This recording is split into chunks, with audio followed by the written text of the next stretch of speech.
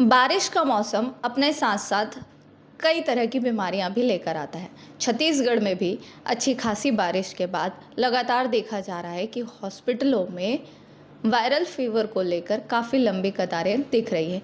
लेकिन इस बीच एक जो सबसे भयानक चीज़ निकल कर आई है, जो डर निकल कर आया है लोगों के मन में, वो है स्वाइन फ्लू का। छत्तीसगढ़ में इस वक्त सैकड़ों की संख्या में स्वाइन फ्लू के पेशेंट्स जो हैं वो एक्टिव दिख रहे हैं।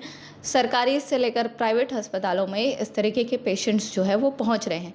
साथ ही स्वाइन फ्लू की वजह से 7 मरीजों के जान जाने की भी खबर है। तो क्या है ये बीमारी, कैसे फैलता है और इससे किस तरीके की सावधानियां बरतकर हम बच सकते हैं, तमाम चीज़ों की जानकारी हम लेंगे डॉक्टर बी बालाकृष्णन से। इस वक्त हमारे साथ मौजूद है। सर, बहुत बहुत स्वागत है आपका लोकमत की स्क्रीन पर। नमस्कार। ये क्या बीमारी है, कैसे होता है? बेसिकली स्वाइन फ्लू के बारे में अगर हम बात करें तो ये एक प्रकार का वायरल इन्फेक्शन है और ये वायरल इन्फेक्शन मूलतः बारिश के सीज़न में एक्टिवेट हो जाता है और बहुत एक्टिवेट रहता है लगभग ठंड के सीज़न में और लगभग गर्मी के आधे सीज़न तक ये रहता है और पीक गर्मी में ये इन्फेक्शन ऑलमोस्ट ख़त्म से हो जाते हैं। तो ये एक वायरल इन्फेक्शन है जो सिंगल आरएनए, इसकी जो इंटीग्रिटी यानी कि अंदर की संरचना होती है, एक सिंगल आरएनए का वायरस होता है।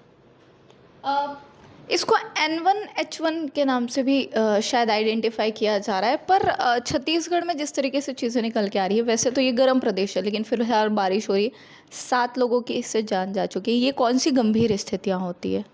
जी, बिल्कुल सही कहा आपने। इसमें H1N1 यानी कि इसमें मेनली 3 स्ट्रेन होते हैं, H1N1, H1N2, H3N2, जिसमें से H1N1 सबसे ज़्यादा घातक होता है।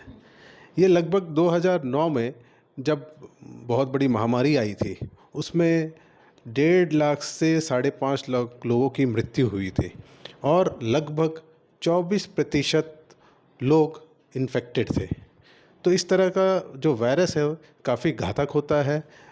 कुछ लोगों में सिर्फ इन्फेक्शन होकर निकल जाता है, पता नहीं चलता, पर कुछ ऐसे विशेष लोग होते हैं जिनमें ये इन्फेक्शन होता है और उनके लिए जान का खतरा भी बनता है। किस तरीके के इसके सिम्टम्स होते हैं? कैसे पता करें कि ये स्वाइन फ्लू है? बेसिकली स्वाइन फ्लू के जो सिम्टम्स होते हैं, लक्षण होते हैं, ये सिंपल सर्दी, खांसी, बुखार, जोड़ों में दर्द, लूज मोशन, सर में दर्द, बैक बैक पेन, इस तरह के की एटिपिकल सिम्टम्स होते हैं। उसके साथ साथ ज़्यादा होने पर सांस लेने में तकलीफ़ होना, धड़कन काफ़ी तेज़ हो जाना, कई बार ऐसा भी होता है कि किडनी भी फेल हो जाती है, इतना ज़्यादा तकलीफ़ होती है। किडनी भी फेल हो जाना, इट्स रियली रिस्की। ये बहुत उस तरीके की बात है कि आपको एक बीमारी ने पूरा ही ख़त्म कर दिया। अ, किस तरीके के प्रिकॉशंस इस बीमारी में अपनाने चाहिए? जब भी किसी को अगर सर्दी खांसी खासकर इस मौसम में, चूँकि स्वाइन फ्लू काफ़ी तेज़ी से फैल रहा है, क्योंकि फैलने की क्षमता इसकी काफ़ी ज़्यादा तेज़ होती है, तो अगर किसी को ऐसे लक्षण हों, सर्दी, खांसी, बुखार, जोड़ों में दर्द, तो सबसे पहले तो अपने आप को आइसोलेट कर लें। हल्का गर्म पानी पिए, बहुत तेज़ गर्म पानी भी ना पिए, बहुत तेज़ गर्म काढ़ा ना पिए, कुनकुना से थोड़ा ज़्यादा गर्म पानी पिए, अच्छे से पानी पिए। पानी की मात्रा लगभग आपकी वयस्कों में 3.5 से 4 लीटर हो। यूरिन का कलर पे ध्यान दें, यूरिन का कलर पीला नहीं होना चाहिए। खाना अच्छे से खाएं, क्योंकि खाना भाता नहीं है, फिर भी खाना और पानी में पूरा ध्यान रखें।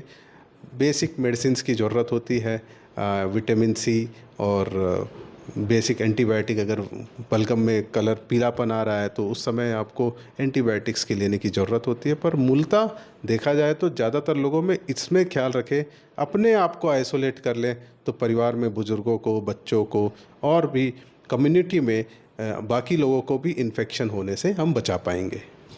क्या कुछ इसमें एज ग्रुप की बात आती है? स्वाइन फ्लू किस एज ग्रुप में ज़्यादा फैल रहा है या ज़्यादा संक्रमित करता है? स्वाइन फ्लू मुख्यतः वयस्कों में ज़्यादातर होता है, जिसमें इम्यूनिटी कम होती है, जैसे कि किसी को अगर डायबिटीज़, हाइपरटेंशन या बीपी, शुगर की परेशानी है, या पुरानी हार्ट की परेशानी, किडनी की परेशानी, या उन्हें कभी कैंसर हुआ है, और ऐसे रोगी जिनको पुराने फेफड़ों की दिक्कत है, तो उन लोगों में ये तकलीफ़ें ज़्यादा होती है। और जिनकी उम्र 60 साल के ऊपर है, मोटापा है, साथ में प्रेगनेंसी है, तो ऐसे लोगों में काफ़ी ज़्यादा सीरियस होने के चांसेस बनते हैं। तो डॉक्टर साहब इसके नाम को लेके कुछ बात करते हैं। कई तरह के मिथ जो हैं वो लोगों के बीच में कि स्वाइन फ्लू, जी। सूअर जैसा कुछ साउंड करता है ये। तो क्या वाक़ई ये उससे रिलेटेड है? ये इंसानों में कैसे पहुँचा? 2099 में जब स्वाइन फ्लू हुआ था, स्वाइन बिल्कुल बेशक ये सूअर यानी स्वाइन यानी कि सूअरों के ज़रिए ह्यूमन में आया था, इंसानों में आया था और फिर इंसानों से इंसानों में आया। तो इस तरह से उसकी उत्पत्ति हुई है। ये इतना संक्रमण होता क्यों है, सूअर से इंसानों में क्यों आ जाता है? क्योंकि इसकी संरचना ऐसी होती है कि वो क्योंकि सूअर भी मैमेलियन जो प्रजाति में आते हैं और इंसान भी मैमेलियन प्रजाति में आते हैं, तो उनकी संरचना लगभग सेम होती है। तो वो कोशिकाओं का पेनिट्रेशन यानी कि उसके अंदर घुस जाने की क्षमता काफ़ी ज़्यादा होती है। तो इस तरह से ये सूअरों से इंसानों में आया और इंसानों के बीच में धीरे धीरे फैलने लगा। अ, तो इस बीमारी से बचाव के लिए क्या कुछ किया जा सकता है? क्योंकि ये फैल तो बहुत तेज़ी से रहा है और मृत्यु दर भी है इसकी। तो सबसे पहले बीमारी अगर किसी को होती है या किसी को सर्दी खांसी बुखार हो रहा है, चूँकि ये इन्फेक्शंस सिम्टम्स आने से एक दिन पहले और लगभग 2 हफ्ते तक फैल सकता है। तो उस समय अपने आप को क्वारंटाइन कर लें, क्योंकि क्वारंटाइन के बारे में आप सभी जानते हैं। तो अपने आप को एक रूम में रखें कम से कम 5 से 7 दिन, क्योंकि इस समय फैलने की तीव्रता काफ़ी ज़्यादा होती है। जब भी हम एक बार छींकते हैं या खांसते हैं तो लगभग 20 से 30 लाख ड्रॉपलेट्स यानी कि छोटे छोटे कण हमारे मुंह से नाक से निकलते हैं और ये काफ़ी संक्रमित होते हैं। तो इस समय अपने आप को बचा के रखें। उसके साथ साथ आप इसके प्रिवेंशन के तौर पे अपने आप को हाइड्रेशन, खाने का ये सब अच्छा रखिए। बाहर ना निकले, भीड़ वाली जगह पे ना जाए, मार्केट में ऐसी जगह पे या पब्लिक ट्रांसपोर्टेशन से बचें ताकि दूसरों को इन्फेक्शन हो करने से हम बच पाएँ। तो इस तरह से हम एक मास कम्युनिकेशन में बचे रहेंगे और इसका वैक्सीनेशन भी होता है। और हर साल जिन लोगों को रिस्क फैक्टर्स में आते हैं, जो इनकी उम्र 40 या 50 के ऊपर हैं और डायबिटीज़ या ब्लड प्रेशर, हार्ट की प्रॉब्लम, किडनी की प्रॉब्लम, लीवर की प्रॉब्लम या पुराना कभी कैंसर हुआ है, उन लोगों को लगाना ज़रूरी है। और ऐसे भी जिनकी उम्र 60 साल के ऊपर है उनको लगाना अनिवार्य है। तो बिल्कुल ये कुछ प्रिकॉशंस है जो डॉक्टर बी बालाकृष्णन ने हमको बताई। सर आपको बहुत बहुत धन्यवाद। जी। तो आप भी अगर सर्दियों के मौसम को एंजॉय करना चाहते हैं लेकिन उतना ही ज़रूरी है कि इस तरीके की बीमारियों से बचे रहें, तो ये कुछ खास बातें थी जिसको इस मौसम में आप ध्यान रखकर अपने आप को स्वस्थ रख सकते हैं। फिलहाल छत्तीसगढ़ में स्थितियां थोड़ी चिंताजनक है स्वाइन फ्लू को लेकर अब, लेकिन देखने वाला विषय यही होगा कि कैसे स्थितियां सामान्य होती है और किस तरीके से लोग खुद को इन बीमारियों से बचा पाते हैं। छत्तीसगढ़ से लोकमत के लिए स्वाति कौशिक की रिपोर्ट।